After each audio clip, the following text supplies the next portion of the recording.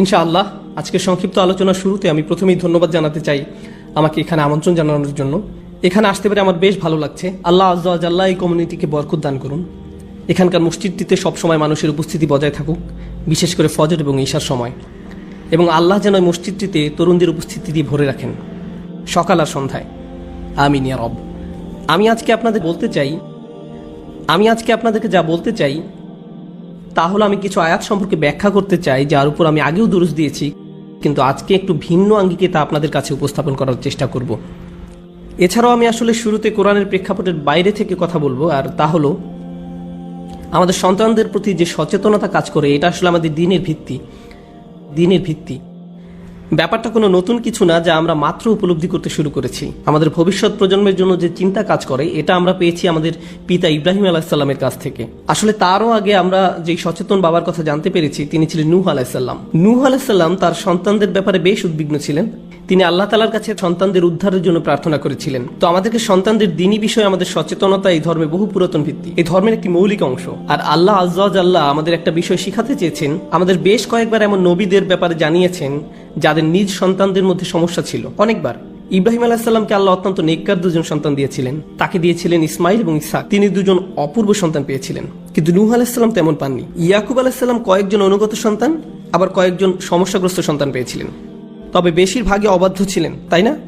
তার মানে আমাদের নবীদের মধ্যে এমন কয়েকজন সন্তানদের ব্যাপারে সমস্যায় পড়তে হয়, তাহলে আপনি আমরা যতই চেষ্টা করি না কেন, আমরা সন্তানদের ব্যাপারে আমাদের সমস্যাকে এড়িয়ে যেতে পারবো না। এটা আল্লাহর কদরেরই অংশ।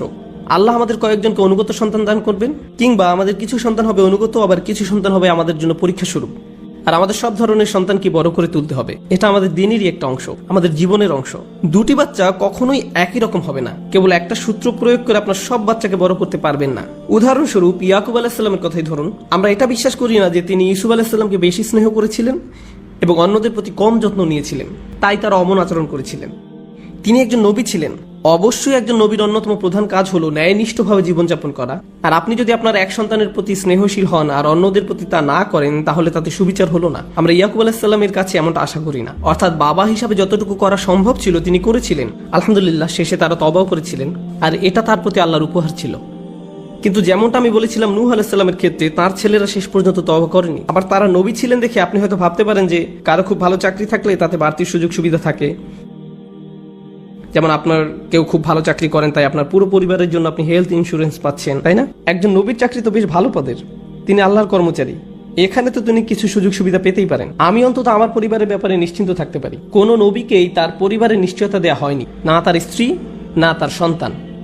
এমনকি আমাদের নবী মুহাম্মদ রাসূলুল্লাহ সাল্লাল্লাহু আলাইহি সাল্লামের ক্ষেত্রেও একটা অভাবনীয় হাদিস আপনারা দেখবেন যে তিনি যখন তার সন্তানদের সঙ্গে কথা বলছেন, ফাতিমাতুজ জাহরা রাদিয়াল্লাহু তাআলার সঙ্গে, তিনি বলছেন, ফাতিমা, মুহাম্মাদের কন্যা, আল্লাহর ব্যাপারে সতর্ক হও, আল্লাহর ব্যাপারে সাবধান থাকো, কারণ আল্লাহর সামনে আমি তোমাকে কোনো সাহায্য করতে পারবো না। তিনি এই কথা বলছেন নিজের মেয়েকে সাল্লাল্লাহু আলাইহি সাল্লাম। অন্য কথায় তিনি আমাদেরকে খুবই গুরুত্বপূর্ণ কিছু শিখাতে চাইছেন। কেবল আমরা মুসলিম হয়েছি বলে, আমাদের সাধ্যমতো চেষ্টা করেছি বলে আমরা এমন সন্দেহ পোষণ করতে পারি না যে আমাদের নবীজি সাল্লাল্লাহু আলাইহি সাল্লাম তার সর্বোচ্চ চেষ্টার চেয়ে কোনো অংশ কম করেছেন। তিনি ভবিষ্যতে সকল বাবাদের জন্য আদর্শ, বিশেষ করে কন্যা সন্তানদের। আমরা যারা এখানে বসে আছি এবং আমাদের মধ্যে যাদের মেয়ে আছে, আমরা তো অনুগ্রহপ্রাপ্ত। আমরা রাসূল সাল্লাল্লাহু আলাইহি সাল্লামের সুন্নাহকে বজায় রাখতে পেরেছি, কারণ তিনিও ছিলেন কন্যা সন্তানের বাবা। তার ছেলেও হয়েছিল, কিন্তু তারা খুব অল্প বয়সী মারা গিয়েছিল। আল্লাহ তাকে একাধিক মেয়ে সন্তান উপহার দিয়েছিলেন এবং তাদের লালন পালন করার দায়িত্ব উপভোগ করতে দিয়েছিলেন। এটা এমন একটা দায়িত্ব যার জন্য আমাদের সম্মানিত বোধ করা উচিত।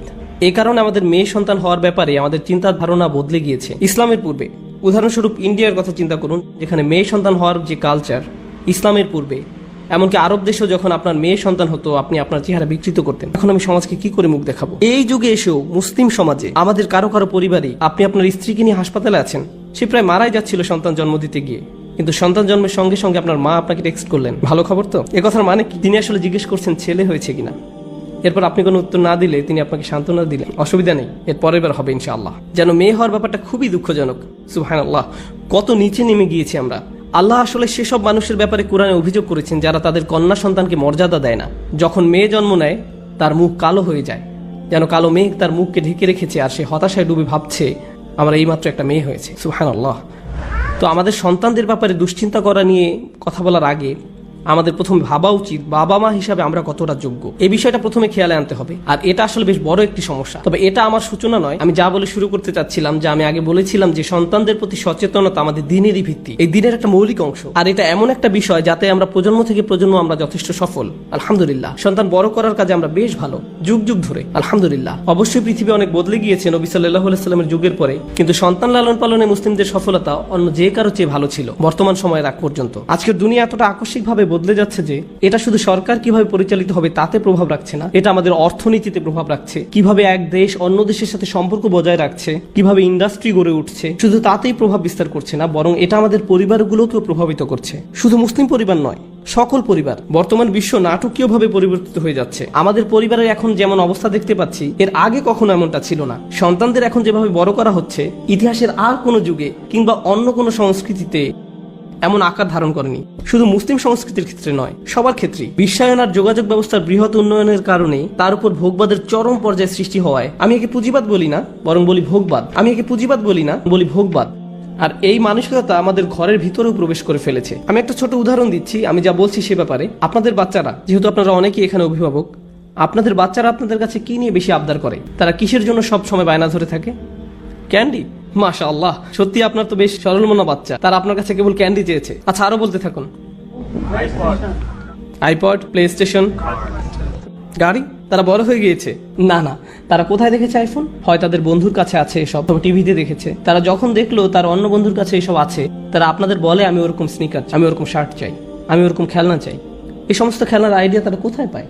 এসবের ইলহাম কোথা থেকে আসে? এগুলো এসেছে মিডিয়া থেকে। আমরা আমাদের বাচ্চাদের সামনে মিডিয়ার জগৎ উন্মুক্ত করে দেই, আর এই মিডিয়া বাচ্চাদেরকে তারা মূলত এসব খেলনার জন্য করজোর বায়না করতে শেখায়, যেন আমরা তাদের এই সমস্ত খেলনা কিনে দেই। আর তখন আমরা এগুলো কিনি।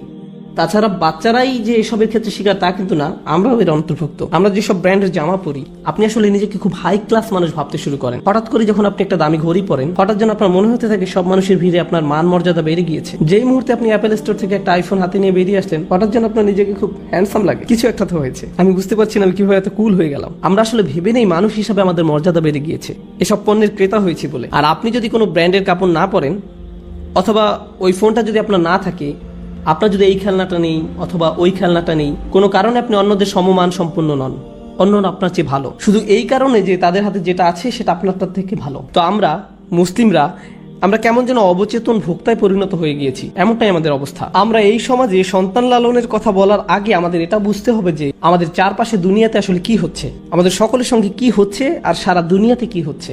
কার্যকর উপায়ে সন্তান লালনের কথা ভাবার আগে আমাদের এসব ব্যাপার ভেবে দেখতে হবে। এটা বেশ বড় একটা সমস্যা। দ্বিতীয় বড় সমস্যাটা হলো আপনার কাছে সাফল্যের মানে কি, সে আপনার মর্যাদা বাড়ায়। এখন তো বাচ্চাদেরকে এই মানসিকতা দিয়ে বড় করা হচ্ছে যে তাদের মূল্য এসব প্রোডাক্ট দ্বারা নির্ধারিত হয়। যে ব্র্যান্ডের কাপড় পরছেন, যে বাসায় থাকছেন, যে গাড়িটা চালিয়ে তাকে স্কুলে দিয়ে আসছেন, যে ব্র্যান্ডের ব্যাগ কাঁধে নিচ্ছেন, এগুলো আপনার মূল্য যাচাই করে। আর এর সাথে যোগ হয়েছে আরো একটা সমস্যা, জীবনে সফল হওয়া বলতে কি বোঝায়। সাফল্য সম্পর্কে আমাদের ব্যক্তিগত ধারণা 20, 30 কিংবা 40 বছর আগেও যা ছিল এখনো তাই আছে। মুসলিম বিশ্বের অধিকাংশের জন্যই ব্যাপারটা সত্য যে আমাদের মধ্যে কারো কারো হয়তো শিক্ষার ভালো সুযোগ ছিল না, কিংবা আপনাদের বাবা মায়ের সেই সুযোগ হয়নি, তো তারা তাদের সব ধরনের প্রচেষ্টা লাগিয়ে দেয় তাদের বাচ্চাকে শিক্ষিত করে তুলতে। আর আপনি আপনার জীবন থেকে এই শিক্ষা পেয়েছেন, তাই আপনি বলেন আমার বাচ্চার জন্য আমি সর্বোচ্চ শিক্ষা অর্জনের ব্যবস্থা করব। যদিও এই ইচ্ছা পূরণ করতে গিয়ে আপনাকে তাকে প্রাইভেট স্কুলে পাঠাতে হয়, বাড়ি ভাড়া নিতে হয়, অ্যাপার্টমেন্ট ভাড়া নিতে হয়, অস্বস্তিকর পরিবেশে থাকতে হয়, তারপরেও তাদের সুশিক্ষার স্বার্থে আপনি তা করতে রাজি আছেন। যদি আমার অস্বাভাবিক লোন নিতে হয় তাকে আইভি লিগ বা মেড স্কুলে পাঠাতে, কিংবা তাকে কোনো লিড প্রোগ্রামের অন্তর্ভুক্ত করতে, আমরা তা করতে রাজি আছি। কেন? কারণ আপনাদের কাছে সাফল্যের সবচেয়ে গুরুত্বপূর্ণ ধাপ কি? আপনাদের বাচ্চার সুশিক্ষা।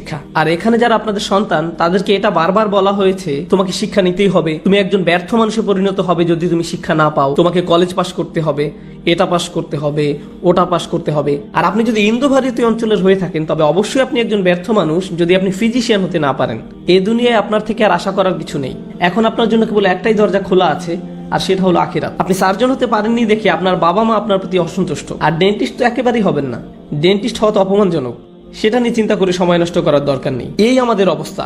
তবে খেয়াল করুন, ফিজিশিয়ান হওয়া আমাদের একটা নির্দিষ্ট গোষ্ঠীর কাছে কেন এত গুরুত্বপূর্ণ আপনি জানেন কেন? কারণ এতে সবচেয়ে বেশি টাকা আসে। এজন্য না যে আপনি কারো জীবন বাঁচাতে পারছেন কিংবা মানবতার সাহায্য করছেন, এই ধারণার সাথে ফিজিশিয়ান হওয়ার কোনো সম্পর্ক নেই।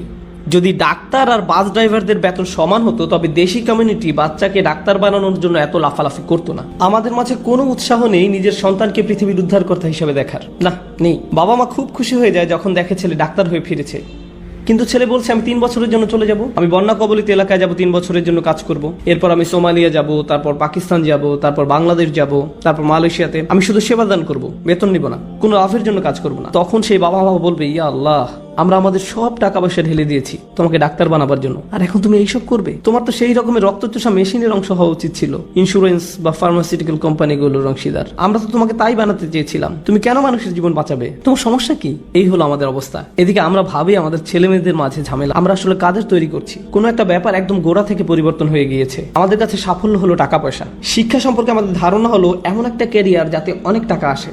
সবকিছুর মূলই অর্থ সম্পদ। আপনি যদি সফল হন এর মানে যে আপনার কাছে অনেক টাকা পয়সা আছে। আপনি যদি সফল হন তার মানে এই যে আপনি শিক্ষা অর্জন করেছেন। শিক্ষা অর্জন করেছেন কোন ফিল্ডে? যেখানে আপনার একটা ভালো ক্যারিয়ার হবে, যার মানে যেখানে আপনি অনেক টাকা পয়সা পাবেন। এটাই এখন সাফল্য। সবশেষ কথা একই। এই ধারণা কিন্তু আগেকার যুগে ছিল না। আগেকার যুগের ধারণা ভিন্ন ছিল। আগে সকলের ধারণা ছিল আপনি শিক্ষিত হয়েছেন এর মানে হচ্ছে আপনি নিজেকে বুঝেন, আপনার চারপাশের জগৎটাকে বুঝেন, আর আপনি পৃথিবীকে আরো সুন্দর বাসযোগ্য করে তোলার জন্য কাজ করছেন। আর এর জন্য কখনো আপনাকে ইতিহাস পড়তে হবে, কখনো সামাজিক বিজ্ঞান পড়তে হবে, কখনো পলিটিক্যাল সায়েন্স পড়তে হবে, কখনো আপনার মিডিয়া নিয়ে পড়াশোনা করতে হবে, কখনো সাংবাদিকতা নিয়ে পড়াশোনা করতে হবে। সমাজে অবদান রাখতে হলে বিভিন্ন ফিল্ডে পড়াশোনা করতে হবে। কেবল একটা ক্ষেত্র নিয়েই পড়ে থাকলে চলবে না। আর তাছাড়া সবচেয়ে সফল কমিউনিটি যেদিক থেকে বিচার করুন না কেন, আমেরিকার সবচেয়ে সফল কমিউনিটি হলো তারাই যারা নিজেদের ছেলে মেয়েদেরকে কেবল একটা ক্ষেত্রে সীমাবদ্ধ করে রাখেনি। আমার এক বন্ধু বলেছিল যদি স্টিফেন স্পলবার্গ পাকিস্তানি ঘরে জন্ম নিতেন তিনি একজন ডাক্তার হতেন। তুমি ফিল্ম স্কুলে পড়তে চাও? এসবের মানে কি? তুমি কি মেডিসিন শাস্ত্রে ফেল করেছো? আপনি আপনার বাবা মায়ের ব্লাড প্রেশার বাড়িয়ে দিবেন। এখন চলুন সন্তান বড় করা সম্পর্কে অল্প কিছু কথা বলি। সবচেয়ে আগে আমাদের মানসিকতা বদলাতে হবে। তারা যদি আমাদের মাঝে সফলতার সঠিক সংজ্ঞা খুঁজে না পায়, তারা যদি আমাদের ব্যক্তিত্বের প্রতিফলন দেখতে না পায়, তবে আমরাও এটা আশা করতে পারি না যে তারা সফলতার সঠিক মানে নিজ থেকে বুঝে নিয়েছে। তাদের কাছে এই দিক নির্দেশনা আমাদের পক্ষ থেকেই আসতে হবে। আমরা জানি সবসময় কথা বলি, আমাদের কাছে যে বিষয়গুলো সবসময় গুরুত্বপূর্ণ, যখন স্বামী স্ত্রী পরস্পরের সঙ্গে কথা বলেন তখন বাচ্চা তা শুনতে থাকে। এখন আপনারা যদি বিল সংক্রান্ত কথা বলেন, বাড়ি ভাড়া নিয়ে কথা বলেন, কিংবা আপনারা সবসময় মুভি নিয়ে কথা বলেন, কিংবা অন্য পরিবার সম্পর্কে কেবল বাজে কথা বলেন, তারা কি করে না করে এসব আলোচনা করেন, সন্তানরা ভেবে নিবে যে বড়রা এমনই, আমার বাবা মা এসব করে, ভেবে নিবে যে বড়রা এমনই, এগুলোই তাদের জীবনে গুরুত্বপূর্ণ হয়ে দাঁড়াবে। কিন্তু আপনি আর আপনার স্ত্রী যদি কোরআন নিয়ে কথা বলেন, আখিরাত নিয়ে কথা বলেন, অন্যের জন্য ভালো কিছু করার কথা বলেন, কাউকে সাহায্য করার কথা বলেন, তারা আপনারটা দেখেই শিখে নিবে। আপনার তাকে লেকচার দিতে হবে না। এই ব্যাপারে তারা কেবল আপনাকে দেখবে। সবচেয়ে কার্যকর প্যারেন্টিং সেটাই, যেখানে বাচ্চাকে কোনো কাজ করাতে বাবা মায়ের কোনো কিছু বলতে হয় না। তারা দেখতে দেখতে শিখে ফেলে, কারণ তারা এসবই সবসময় দেখছে। আপনাদের মধ্যে অনেকেই ভাবেন যে আমি যদি নোমান ভাইয়ের লেকচারগুলো নিয়ে এসে বাচ্চাদেরকে বসিয়ে শোনাতে পারতাম, ইনশাআল্লাহ এরপর তারা ভালো হয়ে যেত। শুধু কয়েকটা ইউটিউব ভিডিও আর সমস্যা সমাধান হয়ে যাবে, এতে আসলে কোনো উপকার হবে না। আর আপনি হয়তো এতদিনে সেটা বুঝে ফেলেছেন। আপনিই হচ্ছেন আপনার সন্তানদের প্রকৃত কাউন্সিলর। আমি আমার সন্তানের প্রকৃত কাউন্সিলর। আমাদের তাদের সবচেয়ে ভালো বন্ধু হতে হবে। আর এরপরের কথা হচ্ছে বিশ্বের পরিবর্তন। আপনি জানেন পুরনো যুগে বাবা মায়ের সাথে সন্তানদের একটা প্রাকৃতিক সম্পর্ক বিরাজ করত, কিন্তু নতুন যুগে আব্বু দিনের বেশিরভাগ সময় অফিসে কাজ করেন, বাসায় আসেন ক্লান্ত হয়ে। আর যে সময় তিনি ক্লান্ত হয়ে বাসায় আসেন তখন অধিকাংশ বাচ্চাই ঘুমিয়ে পড়েছে। আর যখন তিনি অফিসে যান বাচ্চারা তখনও ঘুমিয়েই থাকে। আর তেমন যদি নাও ঘটে, তিনি হয়তো যাওয়ার আগে বাচ্চাদের 5 মিনিটের জন্য দেখতে পান। যখন তারা ব্রেকফাস্ট করছে তিনিও চলে যান, তারাও চলে যায়। তার মানে 7 দিনের মাঝে 5 দিনই বাবা আর বাচ্চার মাঝে কোনো কথোপকথন হয় না। তাও যদি হয় সেটা তুমি হোমওয়ার্ক শেষ করেছো, আচ্ছা যাও আমার জন্য পানি নিয়ে আসো, এতটুকুই। এর মাঝেই সীমাবদ্ধ। তারপরে আসে ছুটির দিন। কিন্তু ছুটির দিনগুলোতে এখানে দাওয়াত থাকে, ওখানে পার্টি থাকে, আপনার 12টা পর্যন্ত ঘুমানো লাগে, বাসার কিছু কাজ করতে হয়, ইত্যাদি ইত্যাদি। আপনি তখনও সন্তানদের সঙ্গে সময় কাটান না, তাদের সঙ্গে সত্যিকারের কথাবার্তা বলেন না, তাদের সাথে আপনার আসলে কোনো যোগাযোগই নেই। এটাই মূল সমস্যা। আমাদের বাচ্চাদের জন্য সময় বের করে নিতে হবে সপ্তাহের মাঝে আর সপ্তাহের শেষে। এটাই আপনার এবং আমার জন্য কার্যকরী উপদেশ। আমাদের সন্তানদের জন্য সময় খুঁজে নিতে হবে, কেবল তাদের কথা বলার জন্য, কেবল তাদের সাথে কথা বলার জন্য। শুধু শুনুন তারা কি বলছে আর কথা বলুন তাদের সাথে। আমাদের উচিত তাদের জীবনের একটা অংশ হওয়া, তাদের জীবনের একটা বড় অংশ হওয়া। আপনাদের অনেকের ক্ষেত্রেই আপনাদের সন্তানদের কাছে আপনাদের একমাত্র ভূমিকা হলো আপনি বাড়ির একটা দেয়ালের মতন। এটা সব সময় থাকে, কিন্তু এর সাথে কেউ কথা বলে না। আপনার একে দরকার আছে, আর এটা অনেক গুরুত্বপূর্ণ। এই কারণ ছাড়া আর কোনো সম্পর্ক নেই এর সাথে। আপনি জানেন এই ধরনের বাবা মায়ের সাথে কি হয়? তারা তাদের আচরণের প্রতিফলন পায় যেই মুহূর্তে সন্তানেরা টিনেজার হয়, তারা কিছুটা স্বাধীন হয়ে যায়। ধরুন তখন তারা আপনার কাছে এসে একটা গাড়ি কিনে দিতে বলল, আর আপনি বললেন না, ঠিক আছে আমি আমার বন্ধুদের সাথে চলে যাচ্ছি। আমি একটা চাকরি জোগাড় করে ফেলবো, আর কিছু টাকা জমিয়ে নিজের গাড়িও নিজেই কিনে ফেলবো। এরপর একদিন হঠাৎ করে আপনি ছেলের কাছে শুনতে পান, বাবা আমি এখন থেকে আলাদা থাকছি। আলাদা থাকছো মানে? তুমি কোথায় যাবে? সেটা কোনো ব্যাপার না, আমি এখন বড় হয়েছি। আর এখন আপনি দৌড়ে মসজিদে আসেন, ইয়ামু সাহেব আমাকে একটা সূরা বলে দিন, একটা দোয়া বলে দিন যাতে আমার ছেলেটা ভালো হয়ে যায়। ইয়ামু সাহেব, এভাবে কোনো সমস্যার সমাধান হয় না, এভাবে কোনো সমস্যার সমাধান হয় না। যখন তাদের বয়স 17, 18, 19, 20 হয়ে গিয়েছে, তখন জরুরি সংকট অনুভব করলে চলবে না। তাদেরকে গড়ে তুলতে হবে আরো অনেক আগে থেকে। এখন আমি কিছু প্র্যাকটিক্যাল উপদেশ দিতে চাই সেসব অভিভাবকদের জন্য যাদের সন্তানদের বয়স 10-এর নিচে। হাত তুলুন প্লিজ যাদের সন্তানদের বয়স 10-এর কম। খুব বেশি নেই, আলহামদুলিল্লাহ। আমি এই দলে আছি, আমার সবচেয়ে বড়টার বয়স 10। তো আমাদের জন্য আমাদের সবচেয়ে বড় দায়িত্ব হলো সন্তানদের আমাদের পক্ষ থেকে তাদের ইসলাম শিক্ষা দেয়া। যখন নবী আলাইহিস সালামরা দ্বীন শিক্ষা দিতেন, তারা সকলের জন্য তা করতেন, তারা সকলের জন্য তা করতেন। আল্লাহ সুবহানাহু ওয়া তাআলা যখন বাচ্চাদের ইসলাম আর কোরআন শিক্ষা নিয়ে কথা বলেছেন, বাচ্চাদের শেখার বা উপদেশ গ্রহণ করার কথা তিনি খুব কম সময় উল্লেখ করেছেন, কিন্তু যখন তিনি এ সম্পর্কে বলেছেন সেটা সবসময় বাচ্চাদের বাবা মায়ের কাছ থেকে। কথাটা আবার খেয়াল করুন, আল্লাহ যখনই কোরআনে বাচ্চাদের সঠিক পথ প্রাপ্ত হওয়ার কথা বলেছেন, সেটা সবসময়ই বাবা মায়ের পক্ষ থেকে হয়েছে। আর অভিভাবকদের মধ্যে থেকে তা সবসময়ই বাবার তরফ থেকে, কারণ মা তো সর্বক্ষণই বাচ্চার পাশেই থাকেন। একজন মাকে কোনো অতিরিক্ত কষ্ট পোহাতে হয় না বাচ্চার পাশেই থাকার জন্য, কিংবা বাচ্চার সবসময় খেয়াল রাখতে, কিংবা তাকে উপদেশ দিতে। একজন মাকে কখনো মা হওয়ার ব্যাপারে ট্রেনিং নিতে হয় না, এটা প্রকৃতগতভাবেই হয়ে থাকে। আল্লাহ তাদের মাঝে এই অনুভূতিই দিয়ে রেখেছেন। অন্যদিকে বাবাদের অবস্থা শোচনীয়। আমাদের একটা ট্রেনিং এর মধ্যে দিয়ে যেতে হয় সত্যিকারের বাবা হওয়ার জন্য। প্রকৃতিগতভাবে আমাদের মাঝে এই অনুভূতি আসে না। কেবল আপনার সন্তান জন্ম নিয়েছে বলেই যখন একজন মা তার সন্তানকে জন্ম দেন, তার সব আবেগ অনুভূতি বদলে যায়, মুহূর্তেই সব বদলে যায়। কিন্তু একজন বাবার ক্ষেত্রে 3-4 দিন পার হওয়ার পর যখন বন্ধুরা জিজ্ঞেস করে, তোমার তো শুনেছি বাবু হয়েছে, হ্যাঁ, কিন্তু আমি এখনো ধরতে পারিনি কি হয়েছে। কেউ আপনাকে বুঝিয়ে দিলে আপনি বুঝতে পারেন ব্যাপারটা। আমি কি বলছি বুঝতে পারছেন? আমি এখনো ধরতেই পারিনি কি হয়েছে, কারণ বাবা হওয়ার যে উপলব্ধি তা স্বভাবগতভাবে আমাদের মাঝে আসে না। আমাদের এই অনুভূতি গড়ে তুলতে হয়, তাই না? এই জন্য আল্লাহ হযরত লুকমানের কথা বলছেন, তিনি কিভাবে সঠিক সুযোগটা বেছে নিচ্ছেন বাচ্চার সাথে কথা বলার জন্য। আমরা দেখেছি ইয়াকুব আলাইহিস সালাম তার সন্তানদের সাথে কথা বলছেন। আমরা ইব্রাহিম আলাইহিস সালামকে পেয়েছি, তিনি তার সন্তানদের ঠিক একই উপদেশ দিয়েছেন যা ইয়াকুব আলাইহিস সালাম বলেছেন। খুব চমৎকার বিষয়টা, কারণ এ থেকে বোঝা যায় একজন বাবা তার সন্তানদের প্রতি দায়িত্ব পালন করছেন। তাকে শুধু এটা শিখিয়ে নয় যে নিজেকে কিভাবে গড়ে তুলতে হবে, বরং তাকে কিভাবে একজন বাবা হতে হবে সেটাও শিখিয়েছেন। আমরাই আমাদের সন্তানদেরকে শিখাবো কিভাবে একদিন ভালো বাবা হতে হবে। কারণ ইব্রাহিম আলাইহিস সালাম শিখিয়েছিলেন ইসহাক আলাইহিস সালামকে, ইসহাক আলাইহিস সালাম শিখিয়েছিলেন ইয়াকুব আলাইহিস সালামকে। এক্ষেত্রে কোরআন কি বলছে? ইব্রাহিম এবং ইয়াকুব অর্থাৎ একজন দাদা আর তার নাতি একদম একই কথা বলছেন। তারা কি কথাটা একই সময় বলেছেন? না, দুজনে সম্পূর্ণ আলাদা দুই প্রজন্মের। এই কথা বলছেন ইব্রাহিম আলাইহিস সালাম। ইব্রাহিম আলাইহিস সালাম বলেছিলেন ইসমাইল এবং ইসহাক আলাইহিস সালামকে, ইয়াকুব আলাইহিস সালাম বলেছিলেন তার 11 জন সন্তানকে। কিন্তু তারা অবিকল একই কথা বলেছেন, হে আমার সন্তানগণ, নিশ্চয়ই আল্লাহ তোমাদের জন্য এই ধর্মকে মনোনীত করেছেন, কাজেই তোমরা মুসলমান না হয়ে কখনো মৃত্যুবরণ করো না। কি অদ্ভুত সুন্দর! আল্লাহ বলছেন দাদা আর নাতি একই উপদেশ দিচ্ছেন। কেন? কারণ একই তারবিয়াহ বংশানুক্রমে চলে এসেছে। এই তারবিয়াহ কিভাবে একজন ভালো সন্তান হতে হবে শুধু সে বিষয় নয়, বরং এক সময় কিভাবে একজন ভালো বাবা হতে হবে তা নিয়ে। এটা সেই তারবিয়ার বৈশিষ্ট্য। অন্য কথায়, আমরা আমাদের সন্তানদেরকে তারবিয়া দিয়ে যাব যখন তারা পরিণত বয়স্ক হয়ে যাবে। আমরা তাদের সন্তানদের লালন পালন ব্যাপারে উপদেশ দিব। আর আমরা যদি আমাদের দায়িত্ব সঠিকভাবে পালন করতে পারি, আমরা যদি পেছনে ফিরে তাকাই, দেখবো আমাদের অনেকের বাবা মা আমাদের প্রতি দুর্ব্যবহার করেছেন। অনেকের বাবা মা এমন ছিলেন, তারা তাদের বাচ্চাকে গালিগালাজ করতেন, তিরস্কার করতেন, অপমান করতেন। তাই যখন তাদের সন্তানের বাচ্চা হয়, তারা বলে আমি আমার বাবার চেয়ে ভালো বাবা হব, আমার বাবার মতো আমি হব না, আমি আমার বাচ্চাকে খুব ভালোবাসবো, আমি তার জন্য এই করব সেই করব। কিন্তু আমরা শেষে ঠিক আমাদের বাবার মতনই হয়ে যাই। সত্যিটা শুনতে আমরা পছন্দ করি বা না করি, কোনো না কোনো ভাবে ঠিক তাই ঘটে। তো আমরা এখনো শিখছি প্রজন্মের পর প্রজন্মের প্রভাব। যদি আমরা আমাদের কাজ ঠিকমতো করতে পারি, তবে এটা ছাড়াও এখানে একটা গুরুত্বপূর্ণ প্রশ্ন আছে, ইব্রাহিম আলাইহিস সালাম আর ইয়াকুব আলাইহিস সালামের সন্তানেরা কি সমগুণ সম্পন্ন ছিলেন? ইব্রাহিম আলাইহিস সালামের সন্তান কে ছিলেন? ইসমাইল আর ইসহাক। আর ইয়াকুব আলাইহিস সালামের সন্তান কে ছিলেন? ইসুফ আলাইহিস সালাম, বিনিয়ামিন আর বাকি ভাইরা। তারা কি সমান গুণ সম্পন্ন ছিলেন? না, কিন্তু উপদেশ তো একই রয়ে গিয়েছে, তাই না? ঠিক একই পরামর্শ। আল্লাহ এখানে শিখাচ্ছেন যে আপনার বাচ্চারা সহজ হোক কিংবা জটিল হোক, আপনাকে আপনার কর্তব্য করে যেতে হবে।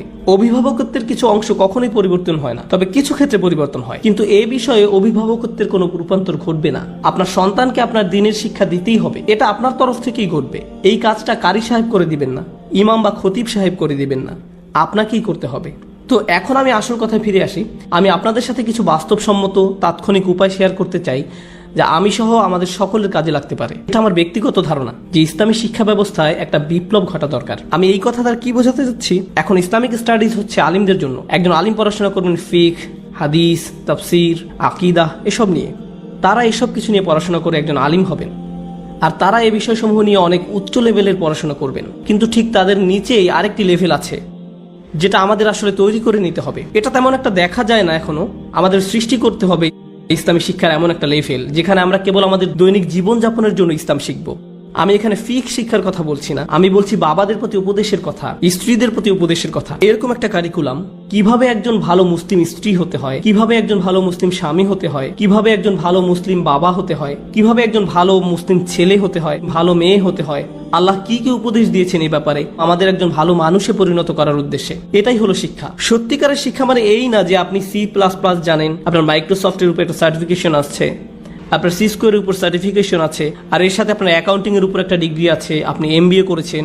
এত কিছুর মানে হলো আপনি জানেন কিভাবে টাকা পয়সা বানাতে হয়। এর দ্বারা কেবল এটাই বোঝা যায় যে আপনি অর্থ উপার্জনের পথ জানেন। এই শিক্ষা আপনাকে একজন ভালো মানুষে পরিণত করে না।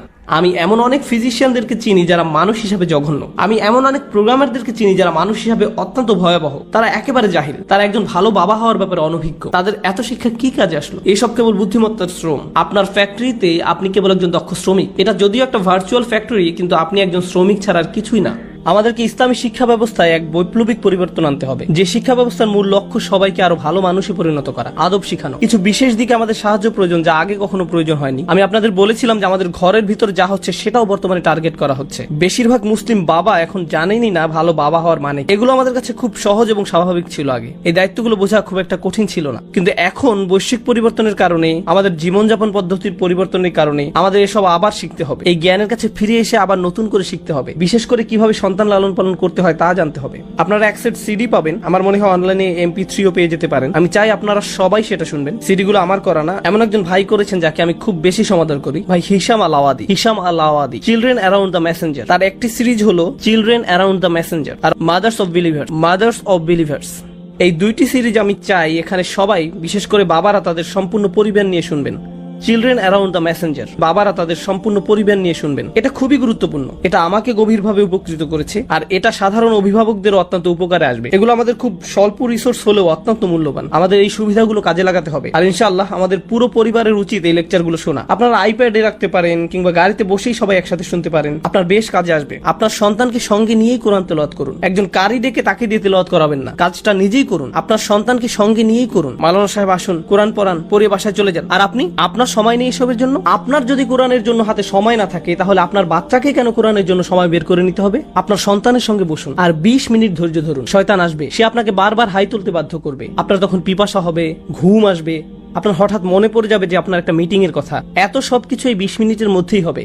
কেন? কারণ আপনি এই 20 মিনিট কোরআনের জন্য দিতে চাইছেন, আর শয়তান সেটা ঘৃণা করে, সে সহ্য করতে পারে না। কিন্তু এই 20 মিনিট ধৈর্য রাখুন, নিজেকে সমর্পণ করুন আপনার বাচ্চার জন্য, পুরো পরিবারকে সঙ্গে নিন। দিনের একটা সময় আমরা সবাই একসাথে বসবো, আর আমরা সবাই কোরআন পড়বো, কোরআনের ব্যাখ্যা শুনবো, না হয় অন্তত অনুবাদ শুনবো সকলে একসঙ্গে। যদি 1 ঘন্টার জন্য তা সম্ভব না হয়, তবে অন্তত 10 মিনিটের জন্য তা করুন, তাতেও হবে। কেবল শুনুন কোরআনের অল্প কিছু অংশ 10 মিনিটের জন্য। তেলাওয়াত ছাড়া আর এটুকু করুন। তেলাওয়াতের জন্য আমি কতটুকু সময় রাখতে বলেছি? 20 মিনিট। আর অনুবাদের জন্য বা তাফসীর অথবা ব্যাখ্যা শোনার জন্য কতক্ষণ? 10 মিনিট। তো প্রতিদিন মোট কতক্ষণ? এই 30 মিনিট আপনি আর আপনার গোটা পরিবার আল্লাহর উদ্দেশ্যে কিছু করলেন। আমি পরামর্শ দিব মাগরিব আর ইশার মধ্যবর্তী সময়টা বেছে নিতে। ঠিক আছে, আপনি হয়তো বলবেন আমার বাচ্চাদের পরীক্ষা চলছে, এখন মে মাস, সেমিস্টার শেষ হোক আগে। আচ্ছা ঠিক আছে, আমি এটা মেনে নিলাম, কিন্তু গ্রীষ্মের ছুটিতে আপনারা এই কাজটা করবেন, প্রতিদিন মাত্র 30 মিনিট। এমনটা বলবেন না আমি আমার বাচ্চাকে কোন প্রোগ্রামে ভর্তি করব। আপনি আপনার বাচ্চার প্রোগ্রাম, অন্য সব প্রোগ্রাম পরের ব্যাপার। আমাদের এভাবে বোঝাপড়া করে নিতে হবে। ইসলাম অটো পাইলটের মতন ধরলে চলবে না। আর আমি এটা বলেই আমার কথা শেষ করতে চাই। আমি কি বোঝাতে চাইছি, আমরা আসলে একটা মুসলিম সমাজে বড় হয়েছি। আমাদের মধ্যে অধিকাংশরই, আমার নিজেরও, আমাদের বাবা মায়ের কখনো আমাদের ঈমান সম্পর্কে দুশ্চিন্তা করতে হয়নি। তারা এমন দুশ্চিন্তাগ্রস্ত ছিলেন না যে আমার ছেলে কি খ্রিস্টান হয়ে যাবে, নাকি সে নাস্তিক হয়ে যাবে কিংবা ইহুদি হয়ে যাবে, এসব নিয়ে তাদের মাথা ব্যথা ছিল না। তারা ভাবতেন না আমার ছেলে জুমার নামাজ না পড়ে অন্য কোথাও ঘুরতে গেল কিনা। তারা এসবের ব্যাপারে চিন্তাগ্রস্ত ছিলেন না। তাদের মনে এমন কোনো আশঙ্কা আসতো না। তাদের ভাবতে হতো না যে তাদের ছেলে কোনো গ্যাংয়ে যোগ দিল কিনা, কিংবা ড্রাগ নিল কিনা, কিংবা বাড়ি ছেড়ে পালিয়ে যাবে কিনা।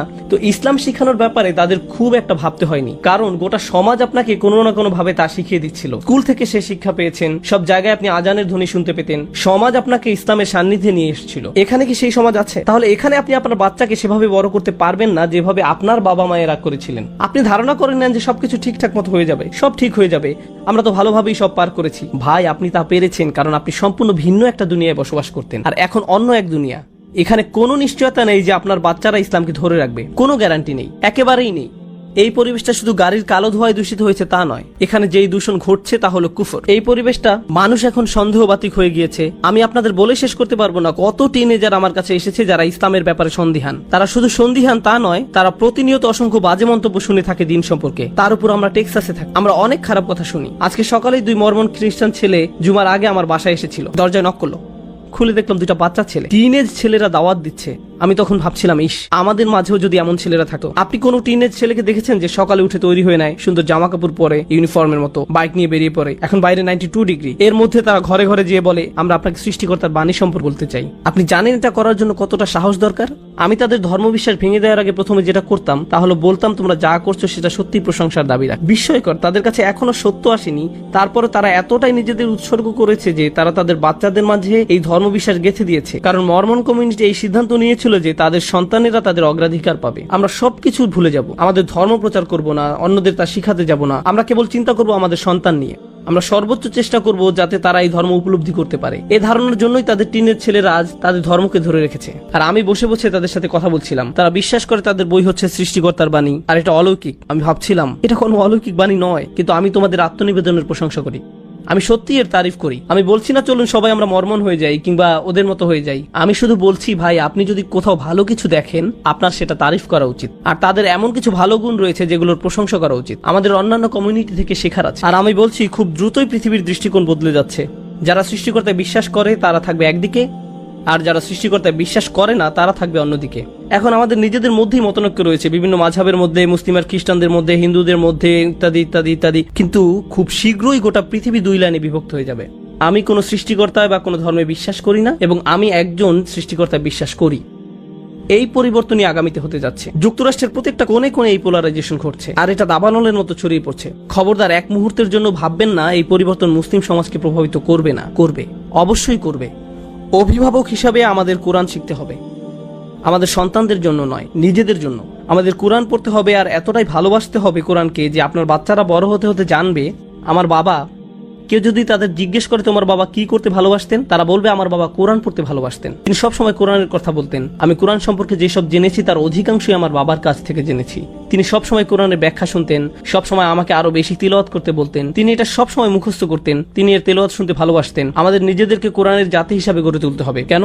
কারণ নবী সাল্লাল্লাহু আলাইহি সাল্লামকে সন্দেহগ্রস্ত মানুষেরা ঘিরে রেখেছিলেন, ঠিক যেমনটা আমাদেরকেও সন্দেহগ্রস্ত মানুষেরা ঘিরে রেখেছে। এবং সেই সময় একমাত্র জিনিস যেটা আপনাদের বিশ্বাস অটুট রাখবে সেটা কি? কোরআন, আল্লাহর বাণী। এটা তাদের দৃঢ় পদ রেখেছিল। আমাদের আবার সেই জাতিতে পরিণত হতে হবে। আমরা এবং আমাদের সন্তানেরা আমরাই হব কোরআনের নতুন প্রজন্ম। আমাদের জীবনের কেন্দ্রবিন্দুতে কোরআন থাকতে হবে। দিনে 30 মিনিট করে পড়া শুরু করুন, কেবল 30 মিনিট। কিন্তু এখানে যারা অভিভাবক, আমি জানতে চাই না আপনার বয়স 45, 55, 65 নাকি 75, যাই হোক না কেন, কোরআন মুখস্থ করুন, মুখস্থ করা শুরু করে দিন। আল্লাহ কোরআনের উপর কোনো বয়স সীমা রাখেননি। আল্লাহ সেটা করেননি, আপনি করেছেন।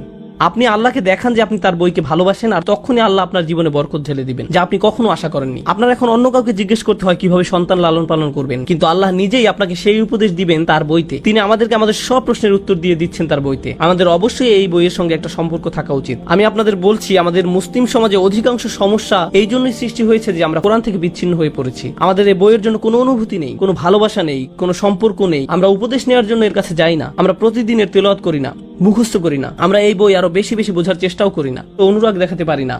আল্লাহ তার বাণী পাঠিয়ে এই উম্মতকে কতটা সম্মানিত করেছেন, অথচ আমরা এই বাণীর প্রতি যথেষ্ট ভালোবাসা দেখাতে পারিনি।